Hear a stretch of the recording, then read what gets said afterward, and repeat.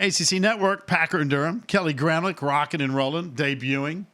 I told you this is a Tiger takeover. Eric McLean tag teamed with us a long time ago, but this is the first Kelly Gramlich takeover, so it's all good. All right, Kelly, you ready to roll? We're getting ready to go to the men's side of the Sweet 16. We've been talking about the ladies. Now we're going to go to the men. Let's go to Indianapolis. This guy put on a show the other night. Colorado was like, man, we got no answer for Anthony Polite. Anthony, good morning. How are you? Good morning. Good morning. I'm doing well. Thank you. Well, first of all, congratulations on another Sweet 16. I know there's still some unfinished business, but that was a tremendous effort for you individually the other night against Colorado. But I thought your team defense was out of sight. Mm-hmm.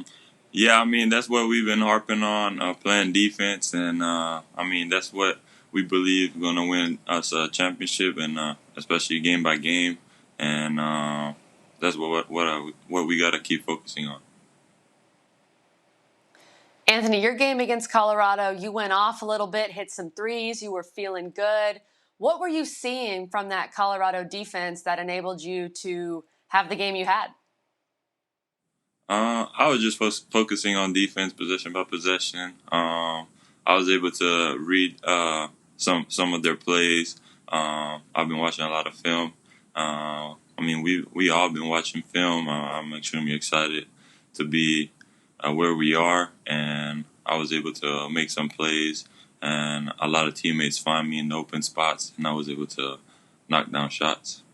By the way, Anthony, we had your coach on, Leonard Hamilton, last week. He talked about the Achilles injury. He said it's not going to stop him with the boot.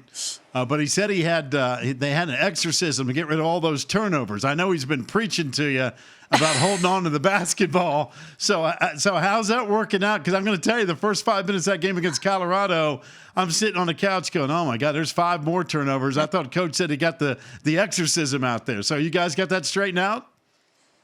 Yeah, I mean, that's something that, like Coach said, I mean, we've been preaching that since the beginning of the season, and we just got to concentrate on taking care of the ball. And it's up to us that we take care of the ball and just make the right reads, find the open man, and try not to force anything. Well, you talk about finding the open guy. You know, FSU is known for its balance, as you might know. You're on the team. And you were the guy that went off against Colorado. But where does that unselfishness come from? I feel like that's a culture thing where you guys seem really happy for whomever has the hot hand in the game. I mean, yeah, that's the culture we built. I feel like every night could be a different guy. And everybody, we love each other. We play for one another. And we play very unselfishly, and we try to get the best shot every possession. And yesterday, the ball seemed to find me, and I was able to knock down shots. You know what? Yeah, the ball found you. You know why? Because Scotty Barnes was throwing dimes, man. What's up with that 6'9" point guard, man? He was throwing some bullets the other night. I mean, it was unbelievable. Yeah, it definitely did hit me in the shot pocket. All his passes are always accurate, and I mean, it's fun to play with a guy like him. You guys have a lot of great shooters, and you're shooting 44% from three this season, but so many different guys can knock it down. If you're doing like an NBA-style three-point contest, all right, you have the racks out there, everything. Who on the FSU team is winning that three-point contest? We have a lot of good shooters. Everybody's knocking down shooter, but I'm going to go with myself. Okay, all right. Beyond yourself, if you had to pick someone else, I appreciate the confidence and I respect it, but you got to pick someone else. I'm going to go with Nate Jack. Oh. Daniel Jack. That's an interesting call. I didn't expect that answer. Hey, what's up with MJ Walker? I asked that the other day. I know he's not 100% healthy. I know that. But he's been quiet lately. Anthony, again, the cool thing about your team is, you just said it, any given night somebody can light you up for 20 plus. But it seems like MJ Walker's been kind of quiet lately. I keep waiting for him to go nuts in this NCAA tournament. No, he's being a great leader. He's doing everything he can to make sure that we come out on top.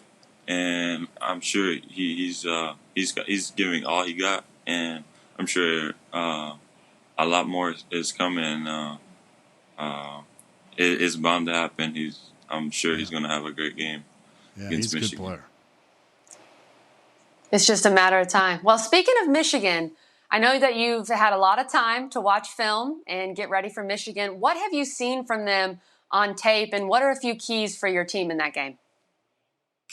They're a great team, coached by a great coach, with a lot of talent on their team, and we're just gonna keep doing playing defense like we have, and we know they like to go to Hunter Dickinson a lot, so we're gonna have to do a good job on him.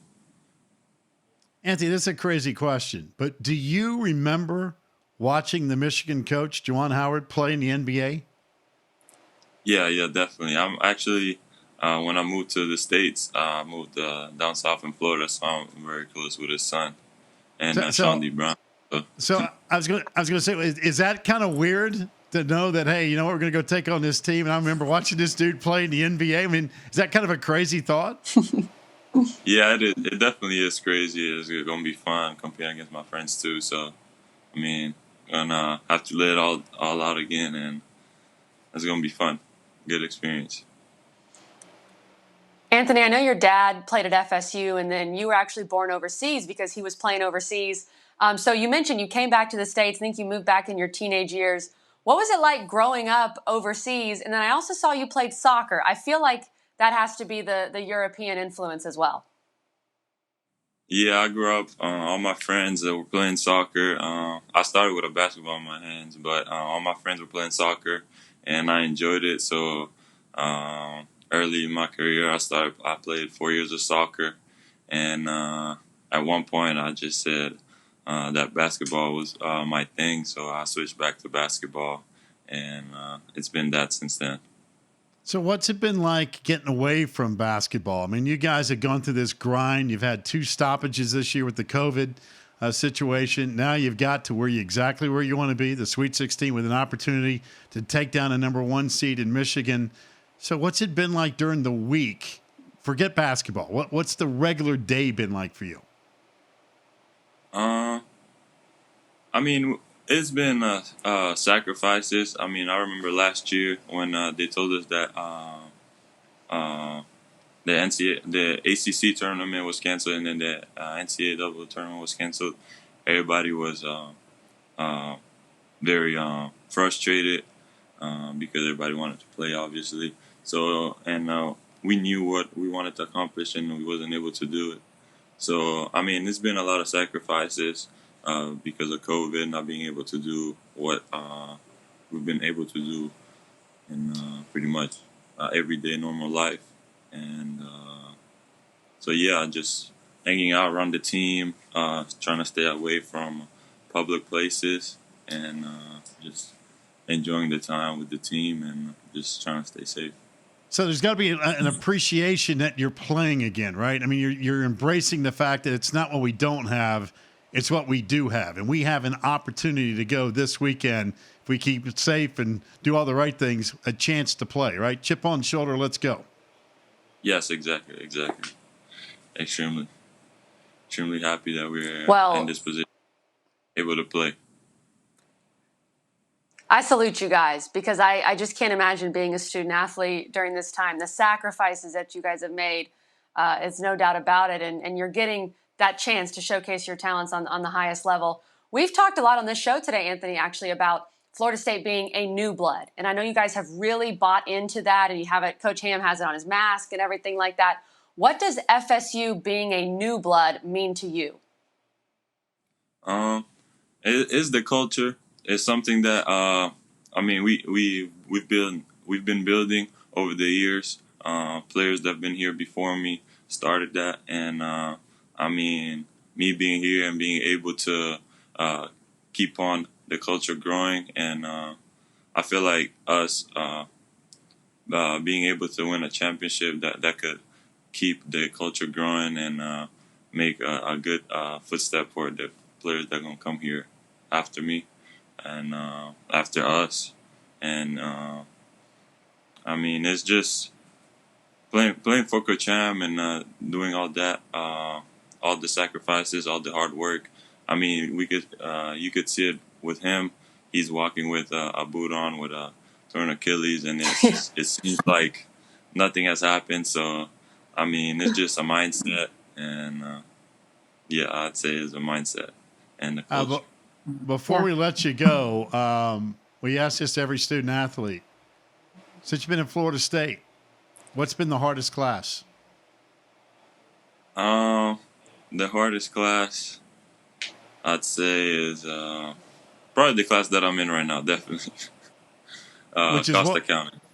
Oh, another account. You know, that's been a popular choice today with the student athletes. It's always accounting. I get it. I'm not a big fan of that either, but you got to have it. Hey, listen, stay healthy, all right? It's been a joy watching you play. Congratulations on the success to date, but I know there's some unfinished business for you boys from Tallahassee, so we wish you the very best against Michigan on Sunday.